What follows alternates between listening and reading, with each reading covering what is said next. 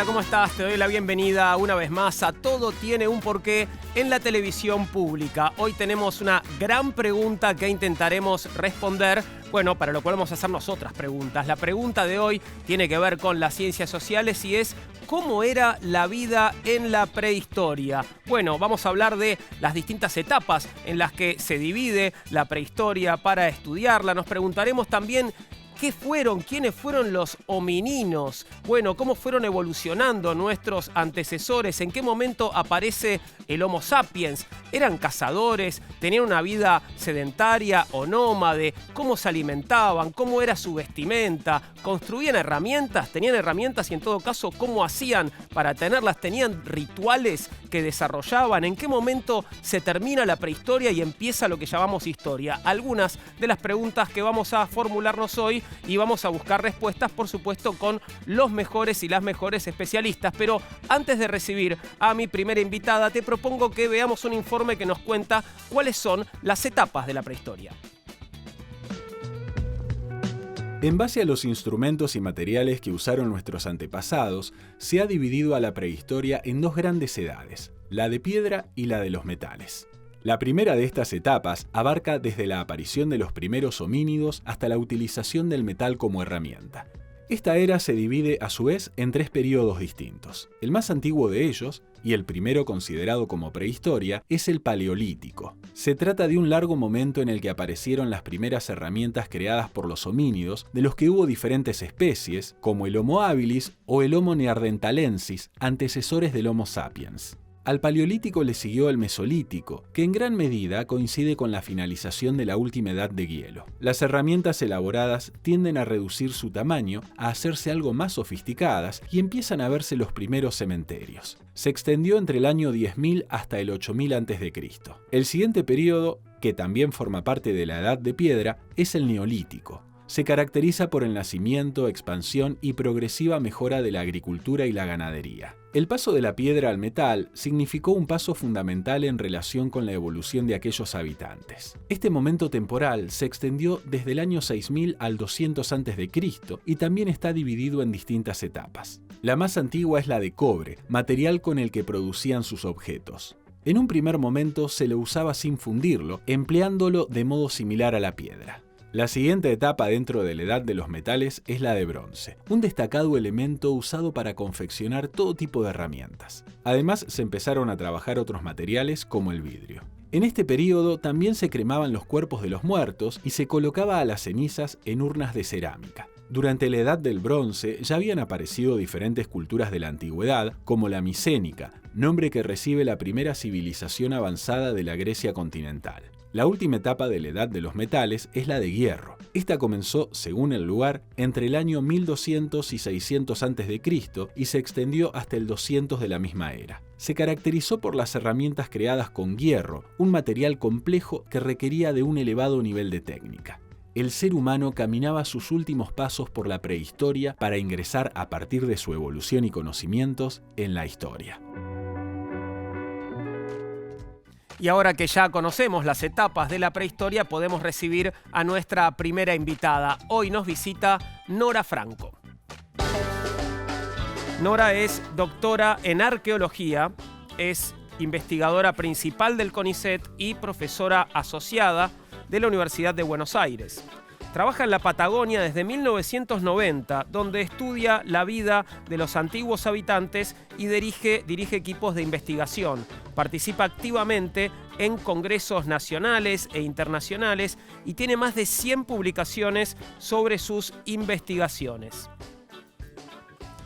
Hola Nora, gracias por estar con nosotros. Hola Juan, gracias por la invitación. Por favor, un placer. Contame para empezar, Nora, ¿quiénes son o quiénes fueron los homininos? Bueno, nosotros somos homininos. ¿Somos homininos? Sí. Ah, bueno.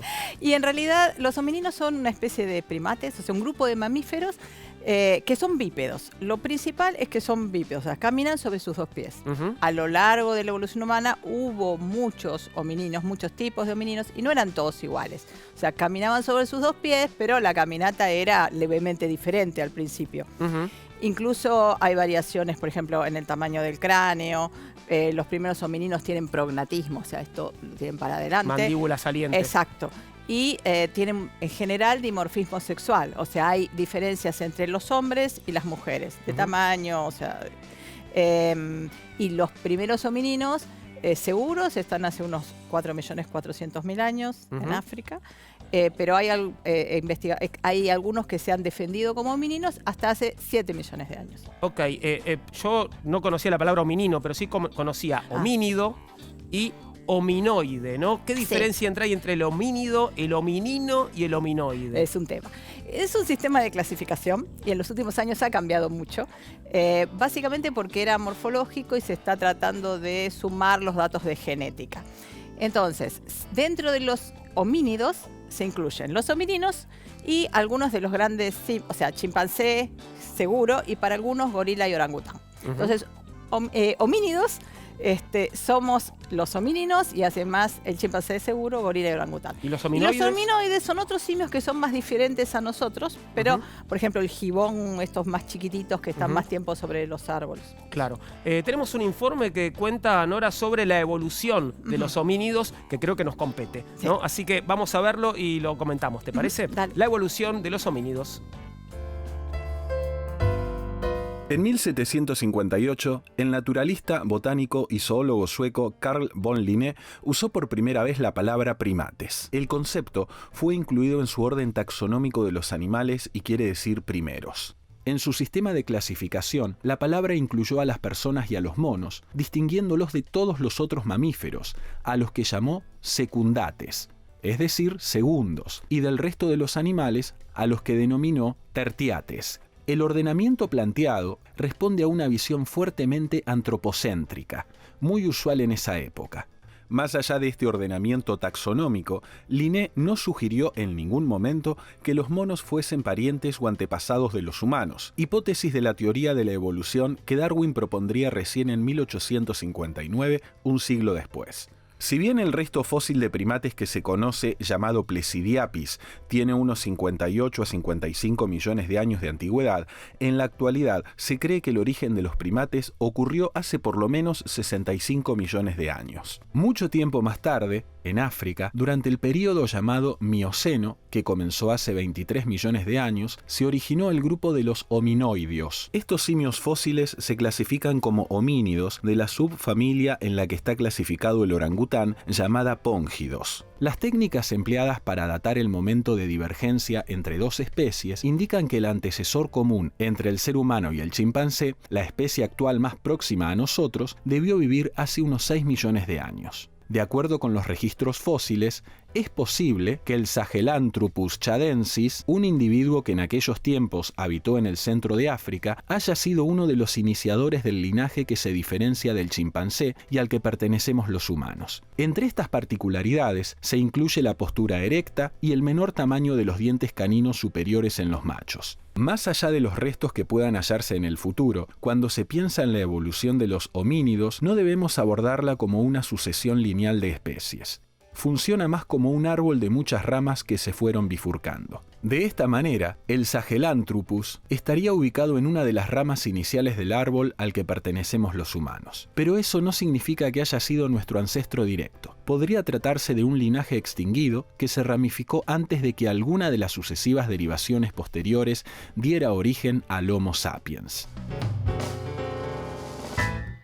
Antes de llegar al Homo sapiens, Nora, ¿qué características tenían estos primeros homininos y dónde vivían?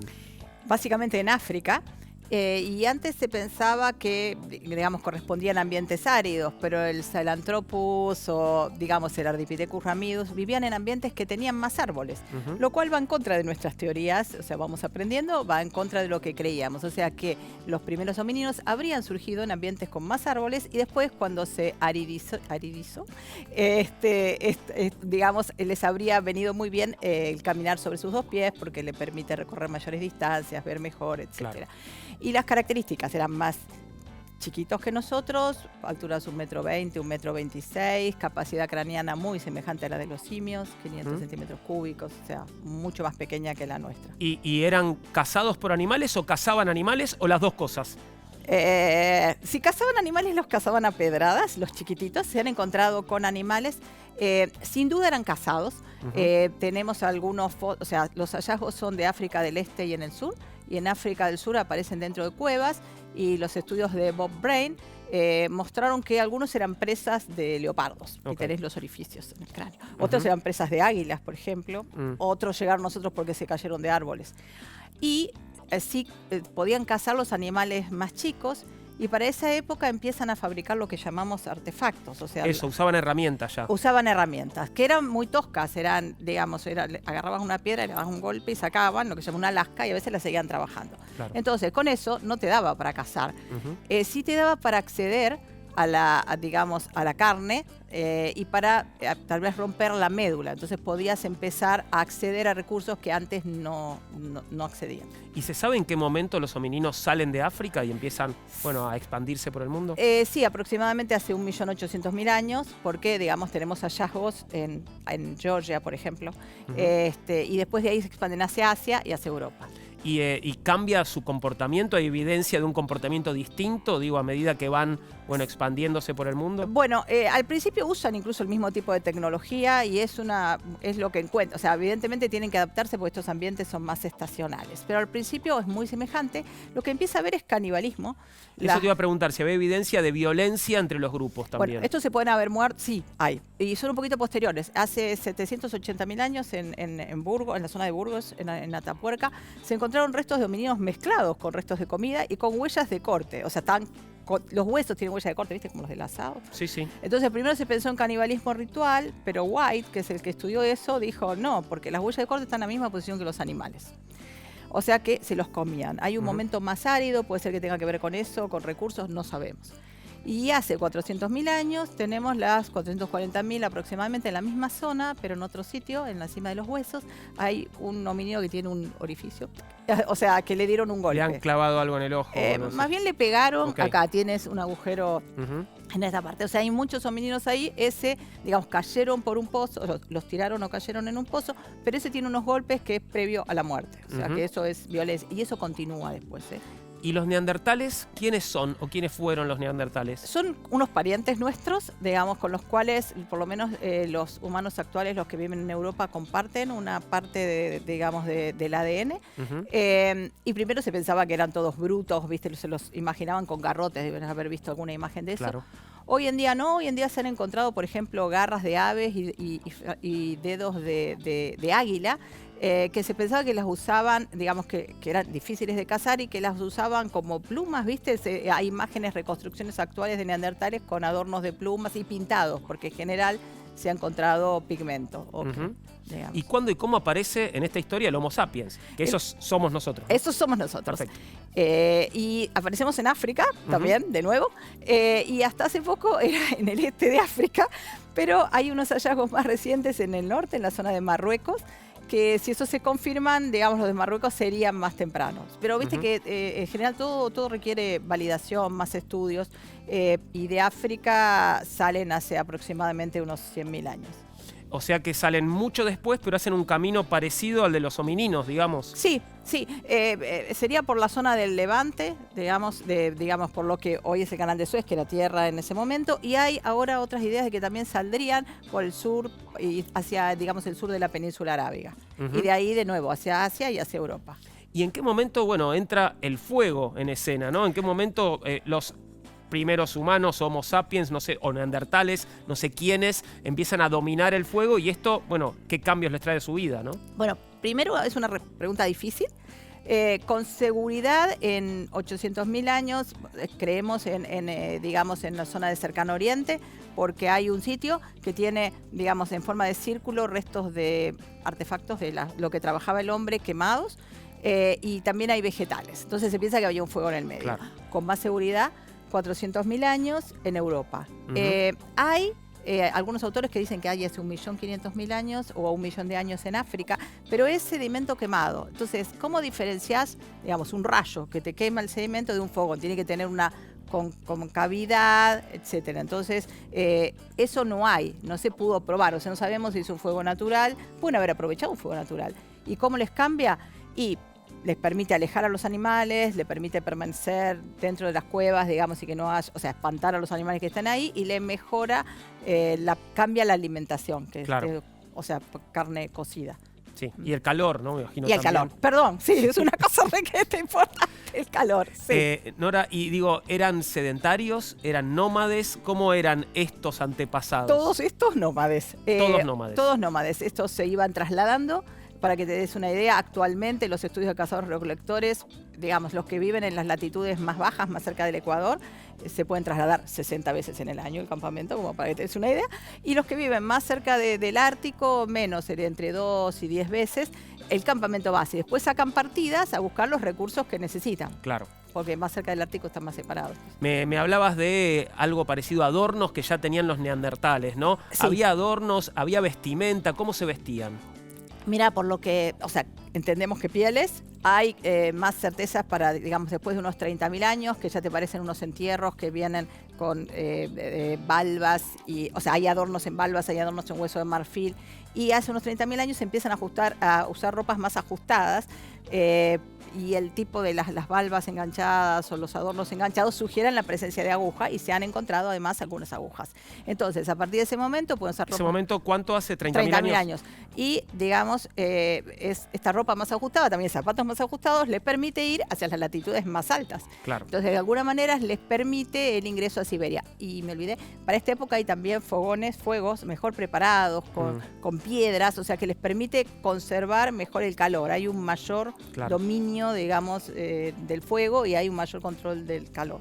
¿Y en qué momento aparece la pintura en cuevas? ¿Qué registro tenemos? Unos 30.000 años también. En Europa.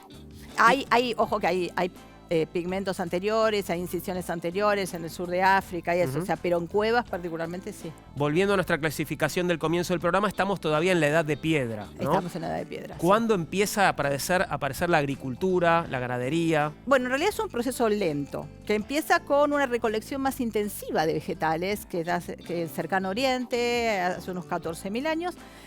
Y lo sabemos porque hay unas piezas que se usan en mangadas y que tienen mucho brillo, y que es la recolección de vegetales. Y hace unos 12.000 empieza lo que se llama una agricultura, pero no es que las plantas sean cultivadas como las de hoy. O sea, la primera agricultura, que tiene ya vida incluso en aldeas y eso, es con recolección de vegetales silvestres y caza todavía. O sea, es agricultura de vegetales silvestres que van a lo largo del tiempo cambiando y transformándose en cultivados, que es un cambio genético que hace que la planta dependa del hombre y no pueda vivir sin eso. O sea que es un proceso que en realidad dura unos miles de años. Claro. ¿Y cómo es la transición de la llamada edad de piedra a las edades de los metales? Son estas aldeas que viven que viven de la agricultura ya, y que empiezan a tener recursos de las zonas, querer recursos de las otras zonas más altas. Entonces, al principio, digamos, que es con el cobre, lo usan, pero digamos, básicamente la mayor parte de los artefactos, de los instrumentos, están hechos en piedra. Hay que esperar a que se mezcle con el estaño y se haga el bronce para que se hagan las armas. ¿Sí? Nos estás hablando de hace 30.000 años, hace 12.000 años, venimos por ahí. Hace unos 8.000, digamos, podríamos empezar. Antes del presente, unos 6.000 antes de Cristo, los metales. Nosotros hablamos. Bien, ¿y en qué momento empiezan a notarse jerarquías sociales dentro de estas aldeas, ¿no? Bueno, sociedades que de a poquito son cada vez más organizadas, ¿no? Es cuando empieza la agricultura de irrigación, porque, digamos, estas primeras aldeas agrícolas vivieron en las laderas de las colinas, donde aparecían las especies, digamos, salvajes, pero después se mueven, ¿viste?, al valle de los ríos Tigres y Éufrates. Sí. Entonces que ahí hay recursos alimenticios, pero afuera es una zona desértica, digamos, lejos de eso, las colinas, y entonces requieren los productos que están ahí. ¿Y qué hacen? Empiezan a acumular, ¿sí?, excedentes, y los intercambian. Entonces estos controlan, y básicamente es el templo el que controla. Claro. Y estas sociedades ya son jerarquizadas. Bien. ¿Había juegos en la antigüedad? Sí, y hay alguna muñeca, hay algunas artefactos, algunas cosas, artefactos que interpretados como muñecas, que se han encontrado, sí, en entierros. y algunos de los artefactos más chiquititos, de las piezas más chiquititas, se piensa que son juguetes. Nosotros tenemos un informe sobre deportes prehistóricos. En este caso, bueno, un deporte que seguramente conocerás, el que vamos a presentarte a continuación, los deportes prehistóricos. El juego de pelota que se practicaba en Mesoamérica desde el año 1400 a.C. es el ejemplo mejor documentado de un deporte prehistórico. Hasta el día de hoy sobrevivieron múltiples registros arqueológicos y representaciones pictóricas de este juego. Los mayas también solían practicarlo y lo llamaban Poc-ta-Poc. El formato de cancha más difundido consistía en una superficie rectangular, pavimentada y delimitada por 4 muros inclinados, rematados por plataformas. Contaba con 3 bloques de piedra dispuestos en la superficie del terreno de juego que se usaban como marcadores. Las canchas más pequeñas medían 10 metros. El juego consistía en la competencia entre 2 equipos conformados por igual número de jugadores, que podía ser entre 2 y 11 individuos. Ellos debían impulsar y mantener en movimiento a una pelota pesada construida con goma natural o caucho. Para hacerlo no podían usar las manos ni los pies, solo podían tocarla con rodillas, caderas o codos. Los puntos se obtenían si se lograba introducir a la pelota en la zona extrema de la cancha.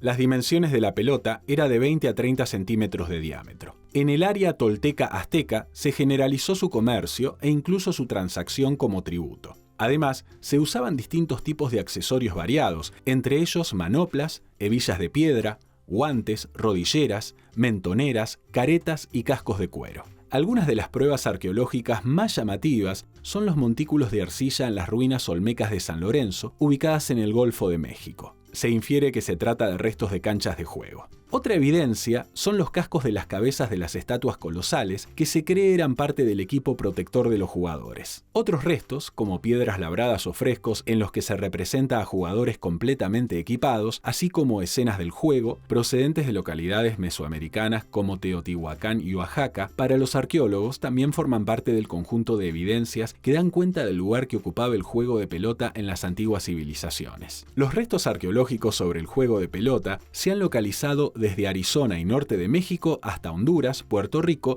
y la costa del Pacífico de México.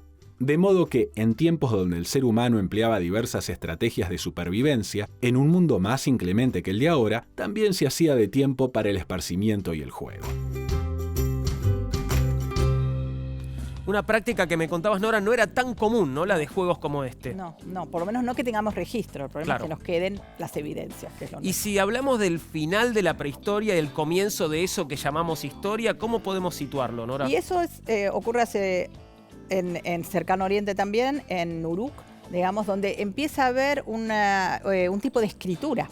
O sea, básicamente el comienzo de la historia sería cuando comienza la escritura, que es pictográfica, digamos.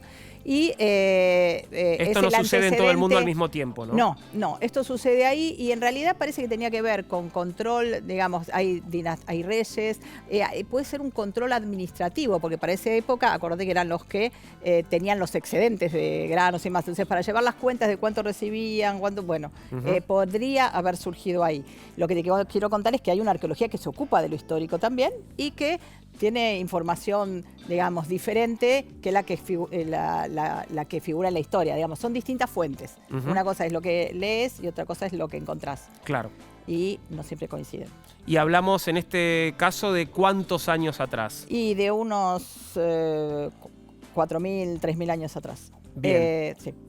Paro un segundito con la vida en la prehistoria para ir a una de nuestras secciones. La sección de hoy es ¿qué tiene que ver la ciencia con? La pregunta, ¿qué tiene que ver la ciencia con Frankenstein? ¿Qué tiene que ver la ciencia con Frankenstein? La historia es conocida. Una noche de 1816, 4 amigos en un castillo europeo aceptan el desafío del anfitrión, Lord Byron, de urdir una historia de fantasmas. Mary Shelley, una joven de 19 años, comienza a gestar en esa misma noche una historia memorable, Frankenstein o el moderno Prometeo. Trata acerca de un científico que construyó una criatura con retazos humanos, quien cobra vida a partir de una chispa.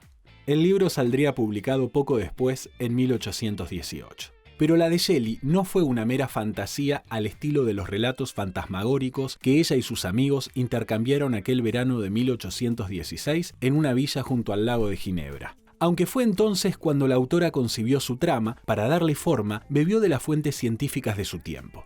Mary tuvo una gran influencia de personas que hoy llamaríamos científicos. A la autora le fascinaban las demostraciones galvánicas, muy populares entonces, y estaba interiorizada sobre los experimentos del italiano Luigi Galvani, quien con una chispa hizo mover patas de ranas diseccionadas. La posibilidad de reanimar un cadáver con electricidad formaba parte de la discusión científica de la época. La teoría de que el cuerpo humano era solo la suma de sus partes estaba alentada por el doctor William Lawrence. En cambio, su colega John Abernethy proponía que lo animaba una fuerza vital, algo equivalente al alma. En definitiva, no se hablaba de otra cosa que de la definición de vida y de muerte, el tema esencial del clásico libro de Mary Shelley.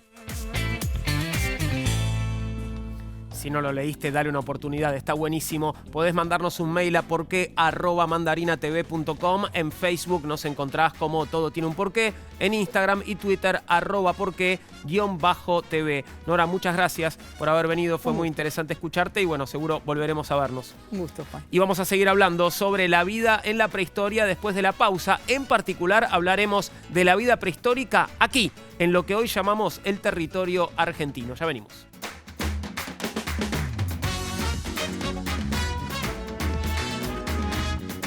Continuamos con Todo Tiene un Porqué. Hoy estamos contándote cómo se vivía en la prehistoria y para hablar de cómo se vivía en la prehistoria en nuestro territorio, vamos a recibir ahora una nueva invitada. Hoy nos visita María Belén Daiso.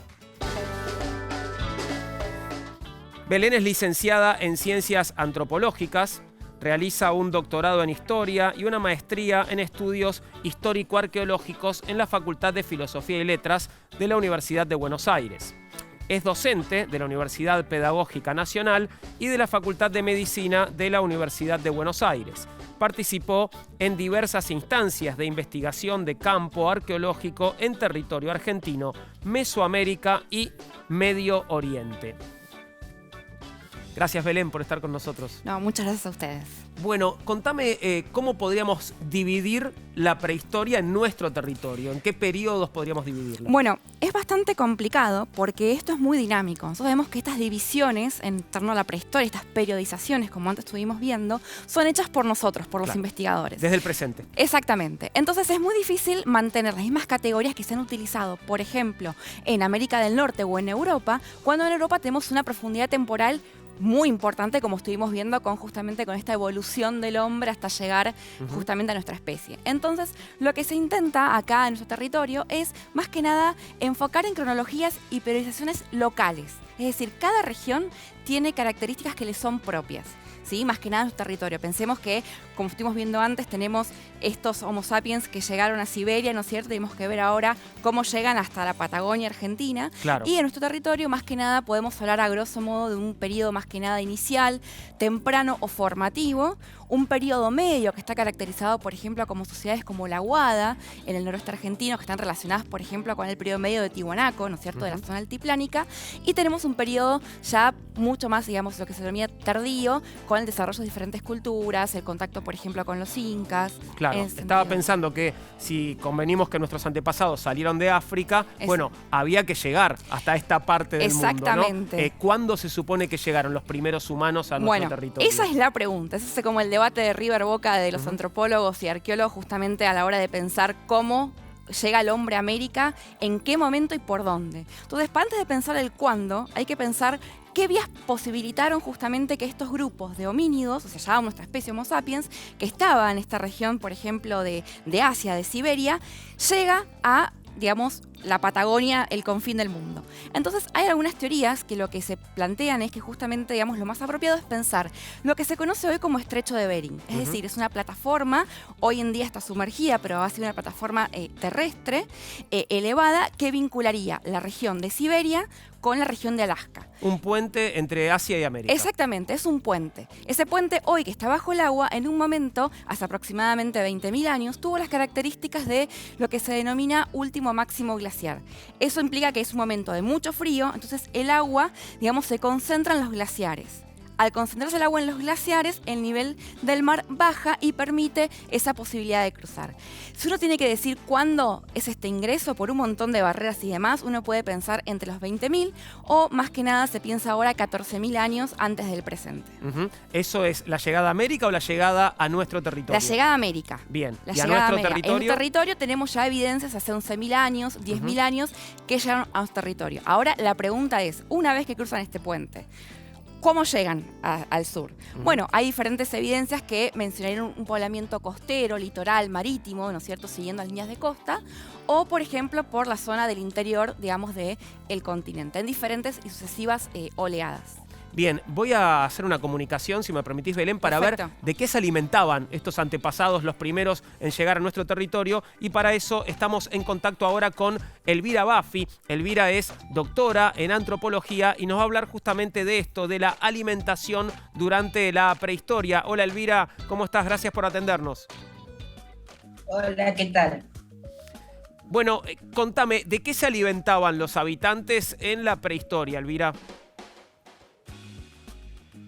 Decir de qué se alimentaban en la prehistoria es algo muy amplio. Claro. En realidad tenemos que hablar de circunstancias locales, de cómo se adaptaban los distintos grupos humanos a su medio ambiente. En realidad, cuando hablamos de alimentación, tenemos que separar en dos aspectos que estudia la antropología. Una es la dieta, los recursos alimenticios disponibles en cada ambiente en particular. Eso se puede evidenciar por marcadores isotópicos en el hueso, en el propio individuo, o bien por evidencias arqueológicas de restos de fauna o flora. ¿Y lo que estudiamos nosotros, los bioarqueólogos, es la nutrición, que es la adecuación fisiológica de esa dieta. Es decir, los grupos humanos no consumían todo lo que tenían disponible, sino que elegían, y además ese consumo podía estar atravesado por distintos aspectos culturales que decían que había determinados grupos que podían consumir este tipo de alimento de determinada forma o con determinada cocción, y otra gente, por ejemplo, en algunos grupos a las mujeres embarazadas le prohibían diferentes alimentos por su condición. Claro. ¿Y cómo se relaciona, Elvira, la alimentación con el proceso evolutivo?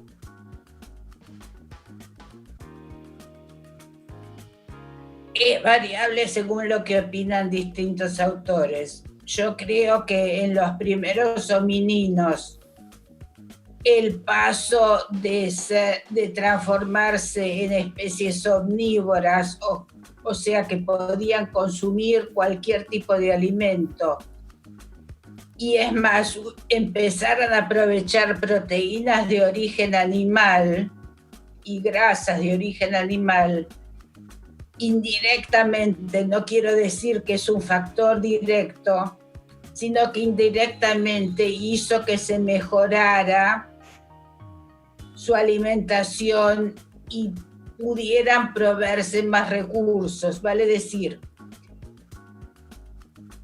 hay aminoácidos en los vegetales que se aprovechan, pero hay otros aminoácidos de los cuales son de origen animal y que son beneficiosos sobre todo para la construcción del sistema nervioso central. Entonces, por un camino muy indirecto, no como causa y efecto, la alimentación tuvo una importancia en el proceso evolutivo.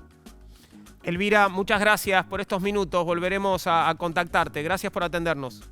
No, de nada. Hasta luego. Hasta luego.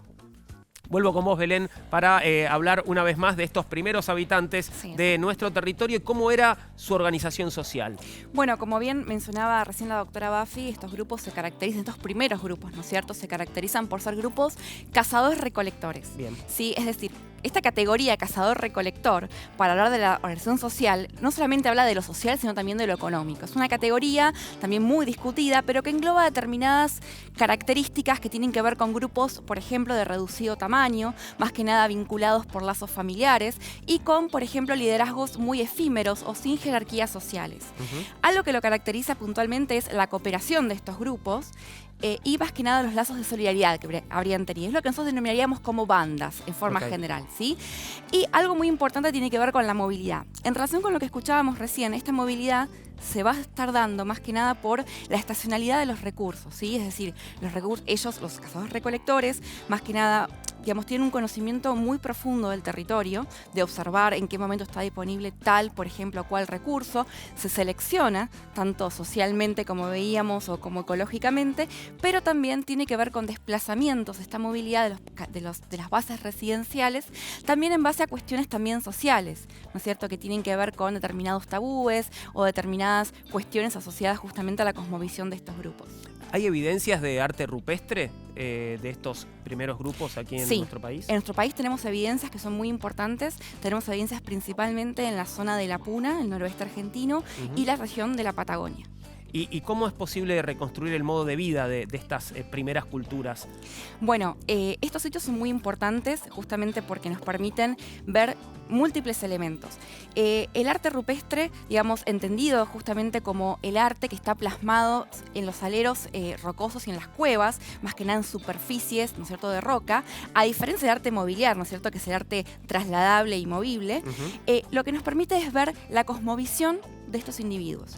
Es muy difícil dar un simbolismo propio de cada uno, es decir, qué estaría significando, porque no tenemos como el manual, ¿no es cierto?, hoy para poder ver cuál debe haber sido, digamos, el simbolismo de el que lo produjo, como aquellas personas que lo observan, pero sí sabemos que está plasmado de cuestiones que tienen que ver con rituales, con la cosmovisión, más que nada por las escenas que se caracterizan estos. ¿Qué tipo de escenas son las que se pueden ver? ¿Cuáles son más las que imágenes? Nada, en la región de la Patagonia, en la Puna principalmente son más que nada motivos geométricos no figurativos.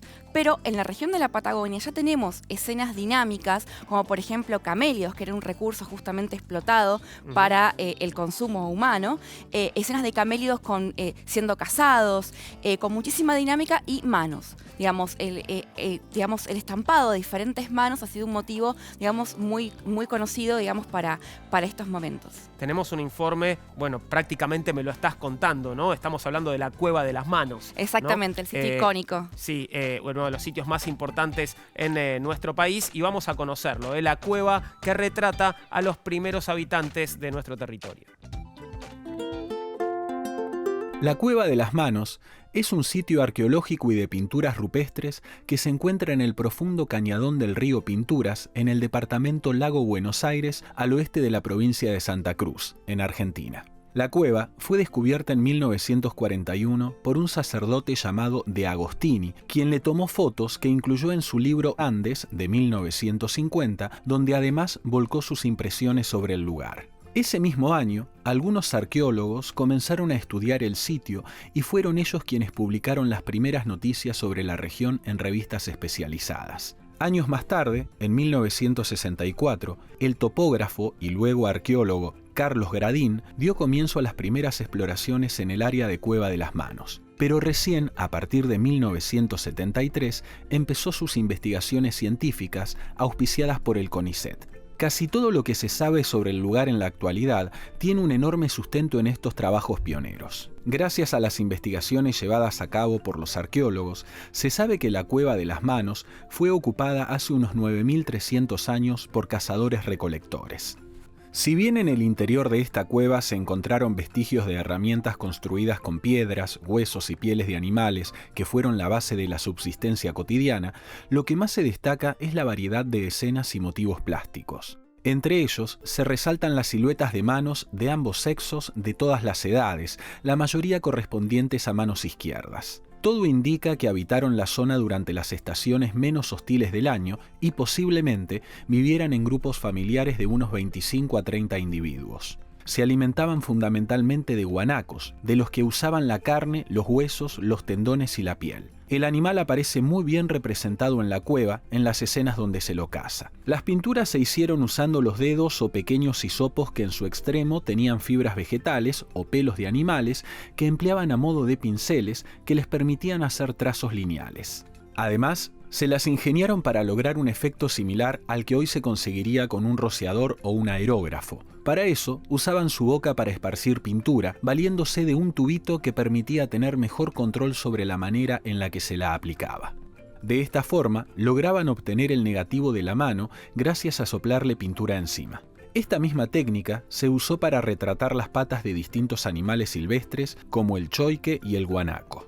Además, emplearon una especie de sellos que consistían en esferas, posiblemente hechas de piedra, cubiertas en cuero y embebidas en pintura, que lanzaban contra los techos o partes altas de los aleros para estampar puntos. Los pigmentos se obtenían de frutos, plantas, rocas molidas y sangre de los animales cazados. Los colores que dominan son rojos, ocres, amarillos, blancos y negros. La importancia de este lugar se debe tanto a la belleza de la obra como a su gran antigüedad. Los estudios revelan que estas pinturas se hicieron hace alrededor de 9.300 años. Esto las convierte en una de las expresiones artísticas más antiguas de los pueblos sudamericanos y fue declarada Patrimonio de la Humanidad por la UNESCO en 1999.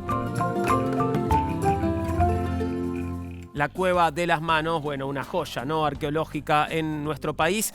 Ahí contaba el informe de las técnicas, ¿no?, para hacer estas pinturas. Belén, ¿son comunes esas técnicas a otras cuevas en las que hay arte rupestre en distintos lugares del mundo? Sí, bueno, convengamos que Cueva de las Manos es como el paraíso, ¿no es cierto?, Claro. ¿no es cierto?, del arte rupestre. Pero muchas de las técnicas que aparecen ahí, que tenemos todo, ¿no?, motivos geométricos, tenemos motivos figurativos, estas escenas de caza, como veíamos, estos camélidos, y también estas manos, ya aparecen, por ejemplo, en el Mesolítico europeo. Hay evidencias de estas diferentes escenas, más que nada muy móviles, ¿no?, donde se ve al hombre cazando, por ejemplo, con arco y flecha, a las diferentes manadas de camélidos, o estas manos también ya estarcidas, es decir, contornos de las diferentes manos. Es común más que nada en este periodo del Mesolítico de Europa y la región del Levante español también. Bueno, obviamente estos antepasados cazaban camélidos, decías, cazaban guanacos, pero ¿eran los únicos animales que se cazaban en el territorio hoy No. argentino? Algo que es muy importante es que cuando se ingresa al territorio, ¿no es cierto?, cuando se puebla digamos, el continente americano con estas diferentes oleadas, estos primeros grupos de cazadores-recolectores se encuentran, por supuesto, con fauna y con flora totalmente desconocida, ¿no? Estamos Claro. hablando de la ocupación de nuevos territorios. ¿Esto que implica también? Que había animales que hoy están extintos, como por ejemplo lo que se denomina megafauna, que son megamamíferos de gran porte que hoy están totalmente extintos, como por ejemplo el milodon, por ejemplo el caballo americano o el megaterio, que son ogliptodontes, ¿no? Que uno cuando va, cuando podamos, estos grandes museos de ciencias naturales que tiene Argentina, tienen una gran colección de estos megamamíferos que desaparecieron hacia el 10.000. Y es el momento, hace 10.000 años, donde el hombre ingresaba a América. Entonces, ¿Vos acá decís que puede haber relación? hay evidencias, exactamente, no que eran cazadores especializados que iban cazando un megaterio, porque pensemos que son animales de gran porte, pero hay muchas evidencias de consumo de gliptodontes, de caballo americano, de megaterio, de milodon, de estos primeros grupos de cazadores-recolectores. Pensemos también el tamaño de estos animales, que pueden llegar a pesar más de 1.000 kilos, ¿no es cierto? Ahora, pero vos decís que el hombre o nuestros antepasados pueden tener relación con la extinción de estas especies. Bueno, ahí hay una hipótesis con respecto a eso. La hipótesis es que justo cuando el hombre llega a América, estos grupos desaparecen. Entonces, la pregunta es, ¿por qué desaparecen? Bueno, sabemos que estamos hablando de cambios climáticos. Estos cambios climáticos van a repercutir muy fuerte sobre estas grandes especies, que son mucho más sensibles. Entonces, ahí tenemos un factor. Y también tenemos el factor de que tenemos un nuevo miembro en el nicho ecológico. Por supuesto que oportunísticamente, cuando puede, los caza. Claro. Entonces, sin pensar que es puramente lo ambiental o simplemente lo antrópico, es decir, el hombre, se piensa que sí, que el hombre tuvo que ver, pero con un proceso que ya se venía dando. Es decir, como que dio, como dirán los grandes autores, un toque de gracia a un proceso que ya venía en camino. Hablando de procesos, ¿cómo es el proceso que nos lleva de estos cazadores-recolectores nómades, ¿no? Exactamente. Bueno, no sé si civilizaciones o, bueno, una vida sedentaria? Bueno, en primer lugar, vos estás justamente lo que estás diciendo. La movilidad es algo que con el sedentarismo, ¿no es cierto?, se termina, por supuesto, porque pues estos grupos están más de forma atados a la tierra, justamente con la domesticación de animales y plantas. Cuando yo tengo un recurso en un lugar y no tengo que ir a buscarlo, yo directamente me asiento y voy formando, voy construyendo generalmente viviendas un poco más, digamos, perecederas, ¿no es cierto?, que tengan más elementos, más que puedan, digamos, reproducirse en el tiempo. Ahora, este proceso es un proceso muy largo y que no se da de la noche a la mañana. Uno no puede inventar aquello que no conoce.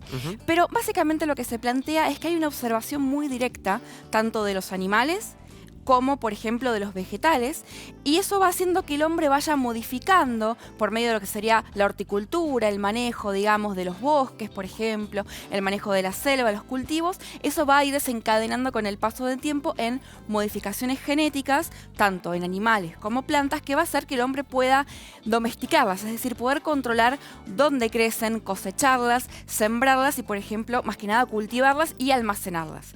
Cuando tenemos este almacenamiento, acá es donde tenemos ya grupos sedentarios fijos, como antes mencionaba la doctora Franco, una redistribución, unos liderazgos mucho más marcados y, digamos, el origen de las grandes civilizaciones, digamos. ¿Y eso más o menos cuándo empieza a suceder o se cree que empieza a suceder en nuestro territorio? En nuestro territorio, bueno, es un proceso larguísimo que tiene aproximadamente 4.000 años, desde que uno ve estas primeras evidencias del manejo, por ejemplo, de algunas semillas que ya están modificadas genéticamente, y si no ya 1.000 años propiamente para la región del noroeste argentino. ¿1.000 años antes de Cristo sería el cálculo? No, 1.000 años antes del presente. Antes del presente. Exactamente, sí. Ok, perfecto. Bueno, muchas gracias. No, por favor. Belén, vamos a hacer una pequeña pausa. Estamos hablando sobre la vida en la prehistoria. Hoy en Todo Tiene un Porqué.